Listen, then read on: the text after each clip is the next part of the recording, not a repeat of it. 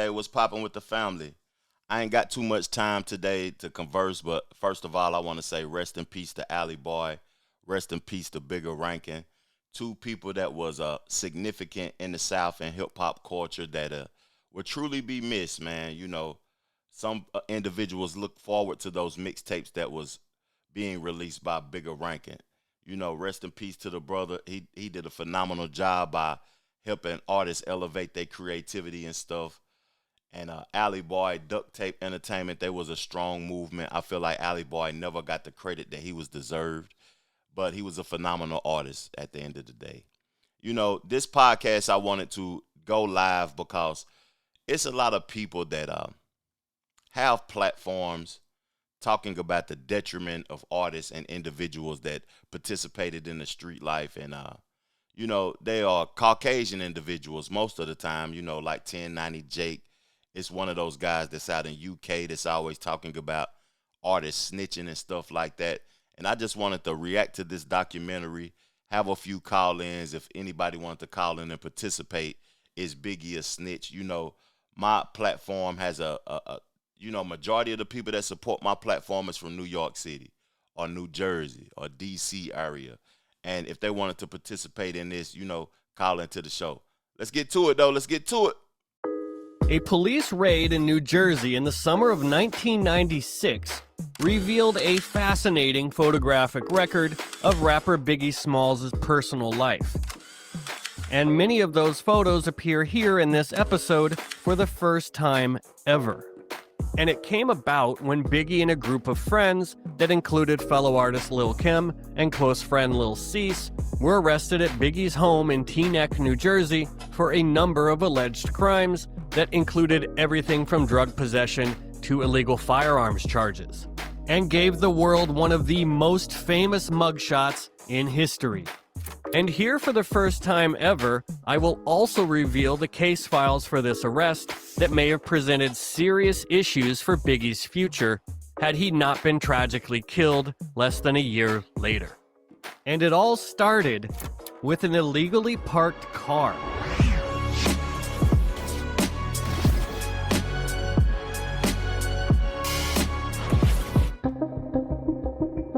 On July 23, 1996, a police officer with the Teaneck Police Department responded to Biggie's apartment in a gated complex over ongoing issues with vehicles parked in a fire zone in front of the building.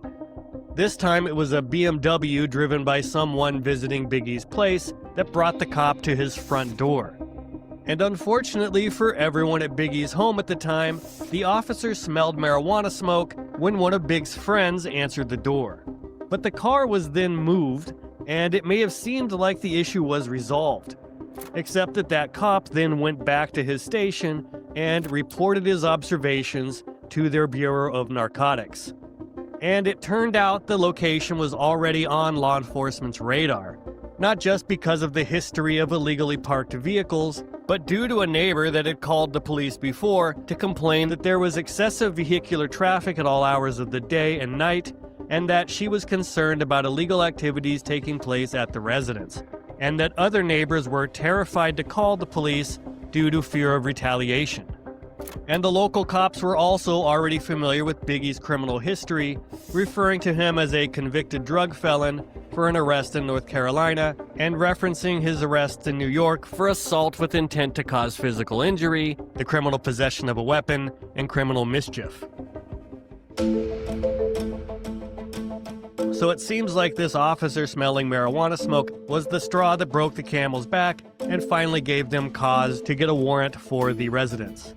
So the same day that the marijuana smoke was reported by this cop, a detective lieutenant with the department's Bureau of Narcotics obtained a search warrant, and that very evening he held a briefing with 17 officers and detectives and investigators, along with a canine named Rex. And at 8:49 p.m. that evening, those cops executed the search warrant at Biggie's home. And Biggie answered the door himself, and inside they found another half-dozen people just hanging out, including his close friend Lil Cease and fellow recording artist Lil Kim. And a search of the place found multiple containers of suspected marijuana, ammunition, a Tech-9 submachine gun with defaced serial numbers, loaded magazines, a bag containing 2 9mm handguns, and a .380 Beretta and a Smith & Wesson .22 caliber, a crossbow with arrows, and $559 in cash. They also recovered 56 photographs and noted that 2 of them showed men posing with handguns and that Lil Cease appeared to be one of... Hold up.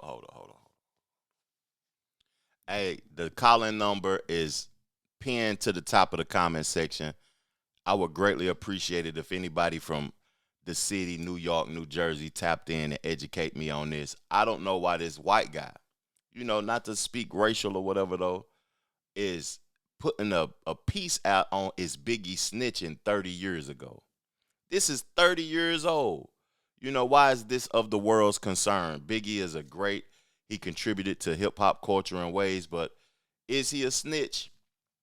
Living in an apartment is nasty being a platinum rapper in New Jersey. That's nasty, first of all. So him smoking weed and guns and stuff like that around him is crazy. But let's be honest, though. Is he a snitch? I don't know. I don't even care. At the end of the day, I'm a tax-paying citizen who, removed myself from the street life years ago. But to be in Jersey and get caught with a Tech-9, 2 9s, a .380, a Smith & Wesson, and a crossbow, I remember seeing that Lil Wayne got 3 years for a handboy. You know what I'm saying? I remember Prodigy got locked up for a significant amount of time for a handboy. This is interesting. Even though it was multiple people in that apartment with him and all of these pistols and stuff, 9 times out of 10 wasn't his. This is just interesting. Let me let the doc keep playing. Of those men, and that the guns seemed to be the .22 and .380 handguns found in the home. Many of these photos collected by police at Biggie's home have never been seen before.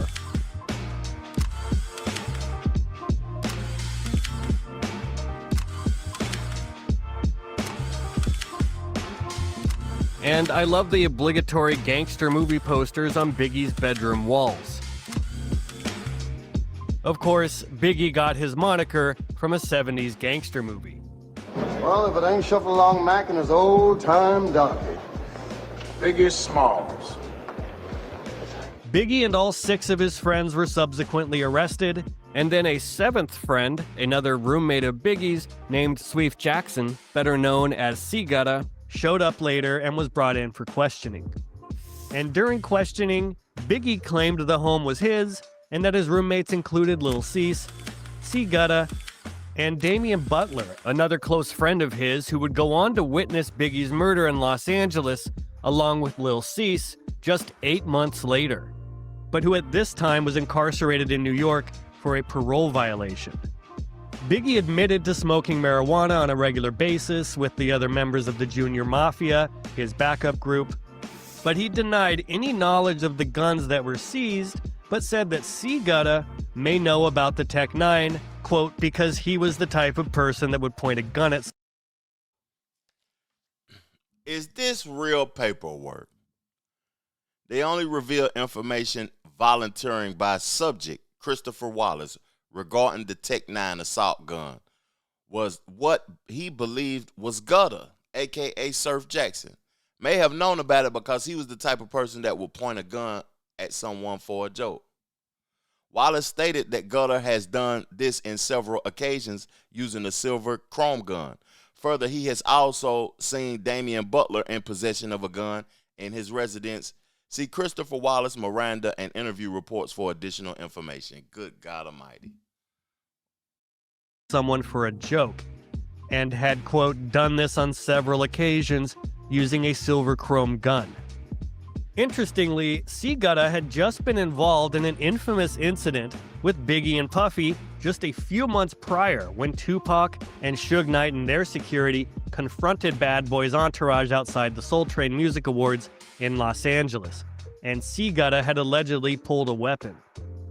Biggie also told police that he had seen his friend/incarcerated roommate Damian Butler, quote, in possession of a gun in his residence. And the finger pointing didn't stop there. Segutta copped to some of the marijuana and ammo, but when asked about the weapons, supposedly replied, "Well, it's Biggie's house. He should know what's in his house." Lil' Kim denied smoking weed and told police the boys do what they do. But C stayed strong and only admitted that it was him in the photo holding the guns. And he wouldn't even reveal who'd taken the photo. In the end, Biggie caught the most charges, probably because it was his residence, getting hit with possession of a large-capacity magazine, possession of an assault firearm, possession of a defaced firearm, possession of a firearm by a convicted felon, and marijuana possession. Lil Cease was hit with some firearm and marijuana charges, and the rest of the group, including Lil Kim, got charged with possession of marijuana under 50 grams. So pretty minor drug charges for the rest of them. Further investigation later revealed that one of the guns seized was stolen, and police suggested that Lil Cease should get an additional charge for receiving stolen property. And the .22 revolver was also determined to have been stolen. The following morning, Biggie's attorney called the detective lieutenant on the case and requested that there be no further questioning and announced that he would also be representing everyone else in the group with Biggie. Biggie's bail was set at $150,000, Lil Cease's was set at $50,000, and the others in the group were simply released. And Lil Kim's fierce mugshot from this arrest has become one of the most iconic images in hip-hop history and is still sold on t-shirts and posters.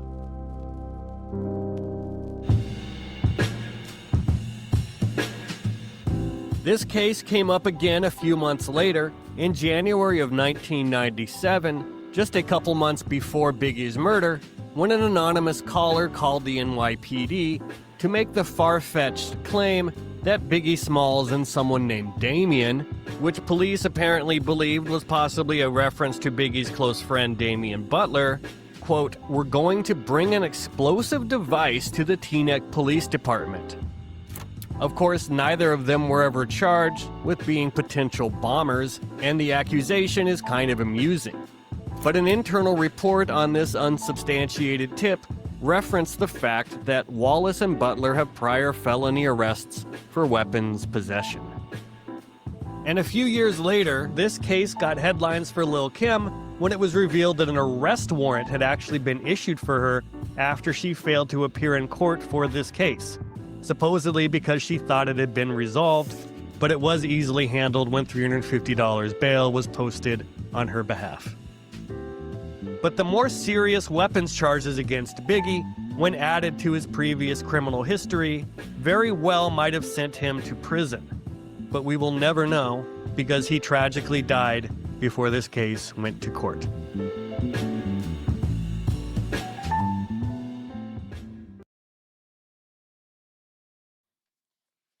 You know, that was an interesting little piece. I want to close it out with a little bit of knowledge of what I know about the streets. Lil' Kim kept it trill, and she kept it trill multiple times. You know, the incident with C Gutta, if that paperwork is for real, then Biggie told. C Gutta, at the end of the day, he was a person who said that it's Biggie's house. He didn't want to take accountability. You know, in the streets, to be honest with you, it's no morals, it's no integrity, it's a dog. It's a doggy-dog world, you know. It's just crazy when you're in the streets.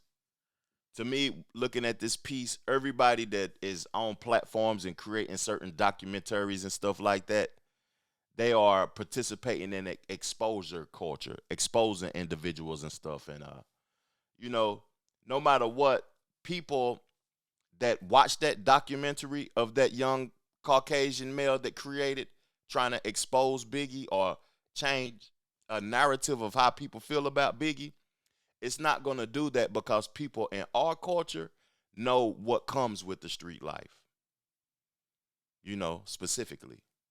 And by us knowing that, you know, it's not going to change the way we feel about certain individuals because we know what the outcome will be times out of 10. I appreciate y'all tuning in to my platform. Thank you for your time. Hit the like button on the way out, man. Peace, love, plenty, abundance. Make sure you go get you some money, and I'm gone. Yo.